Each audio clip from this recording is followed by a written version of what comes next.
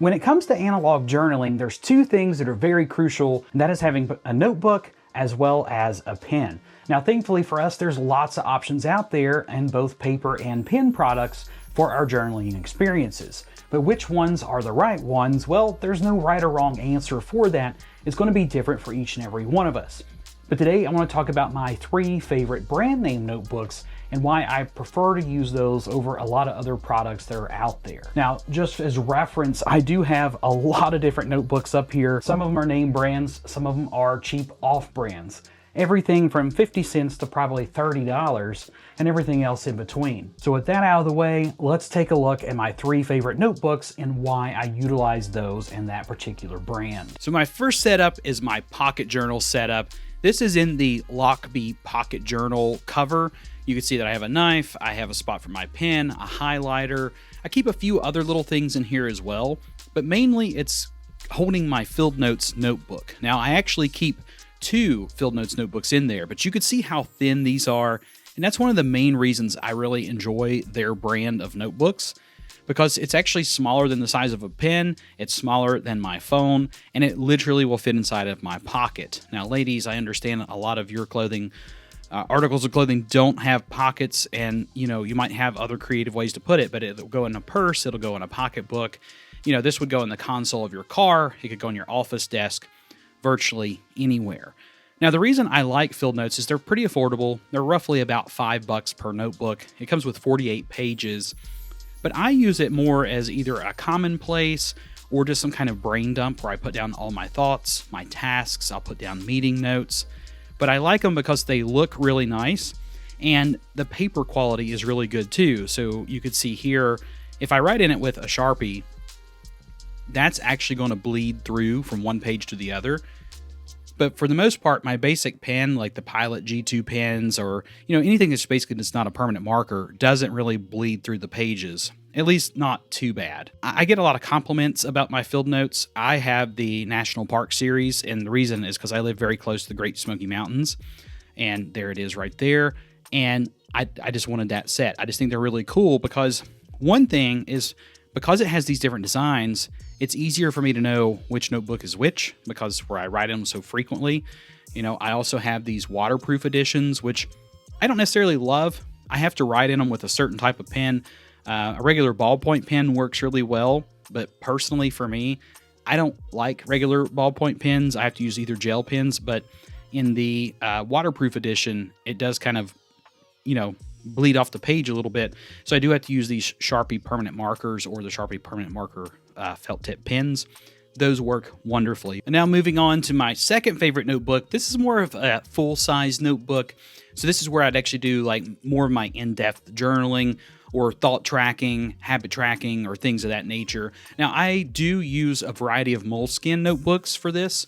So you saw my cashier notebook, and then here's also the more hardcover one. I actually prefer the hardcover one the most because it just feels a lot more durable, but I've been a fan of Moleskine stuff since probably the early 2010s, I guess. I like it because the paper feels really good. The quality build of the notebooks, in my opinion, are super good. And I like the thinner lines. Like, there is a little bit of bleed that's going through here, and this is just with a Pilot G2 pen. So if that's something that bothers you, you might want to use a different pen, or maybe consider a thicker paper that Moleskine maybe has to offer. But for me, it's not a huge ordeal.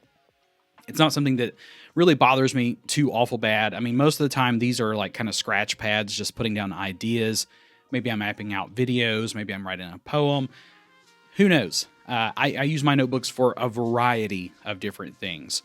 And I like something to be aesthetically pleasing and to feel good when I'm using it, because it makes me want to use it more so.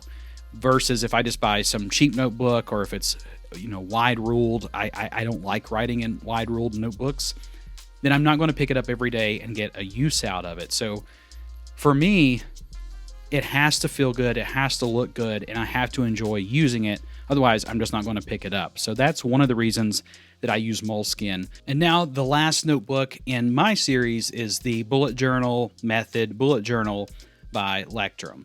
So if you're unfamiliar with the bullet journal, it's a really cool method and a way of journaling that just works really well.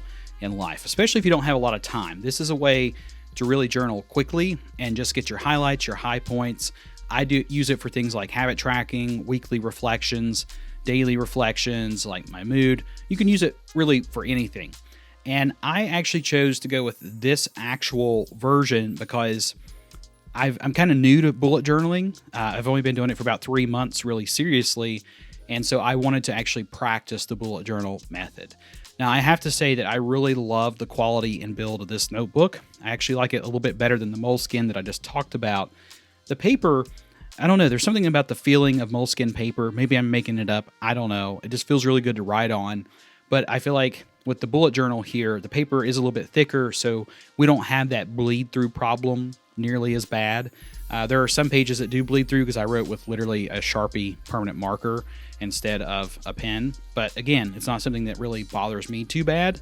So it's something that you might want to look out for and think about when you're buying your notebooks. And finally, just so you know that I don't use just brand name stuff, here's some random notebooks I've collected over the years. These are just cheap things you can get from like the Dollar Tree or Walmart. I go to a lot of trade shows with my day job, so I'm always getting free notebooks to take around. Some I use, some I throw in the trash. Like, I've had some really cheap paper that's just unbelievably bad. Those, and by trash, I mean they get donated. I have a lot of local thrift stores and programs I can donate to. But then I have these cool other notebooks that are just really aesthetically pleasing. So in some cases, it doesn't have to be the perfect paper. It doesn't have to abide by all my rules. It just looks cool. So really, just go out and buy a notebook and write in it. But if you need the aesthetically pleasing stuff, I do too. At the end of the day, it doesn't matter which notebook that you choose to use. Realistically, as long as you can write something down in that notebook, it's a great notebook to have.